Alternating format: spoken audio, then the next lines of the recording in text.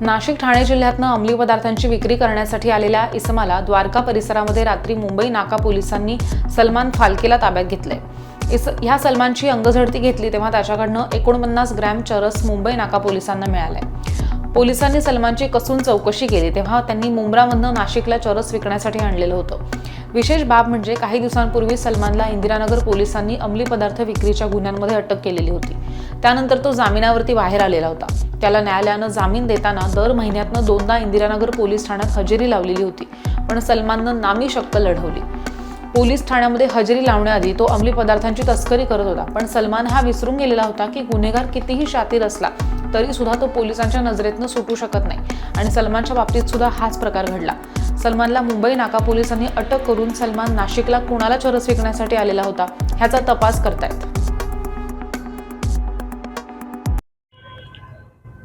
दिनांक 20/1/25 रोजी साधारण रात्री 9:30च्या दरम्यान मुंबई नाका पोलीस ठाण्याचे पोलीस शिपाई 1997 फरीद इनामदार यांना गुप्त बातमीदारामार्फत माहिती मिळाली होती की इसम नामे सलमान फाल्के हा 21/1/25 रोजी साधारण 00:30 रात्री 12:30 ते 1च्या दरम्यान चरस हा अंमली पदार्थाची विक्री करण्यासाठी मुंबई आग्रा रोड जो आहे वडाळ नाका या ठिकाणी येणार आहे अशी माहिती आम्हाला मिळाल्याने आम्ही तात्काळ सदरची माहिती जी आहे ती वरिष्ठांना कळवली आणि माझे सहकारी crime PI Sudhir Patil sir आणि आम्ही API शिरसाट यांना घेऊन तात्काळ पथक तयार करून सदर ठिकाणी 2 पंचांना घेऊन सापळा लावला आणि साधारण 12:30च्या दरम्यान जे वर्णनाप्रमाणे जी माहिती मिळाली होती आणि तो इसम आला याबाबत खात्री झाल्यानंतर आपण त्याला ताब्यात घेऊन 2 पंचांसमक्ष त्याच्याकडून आपण 49 ग्रॅम चरस जप्त केलेला आहे।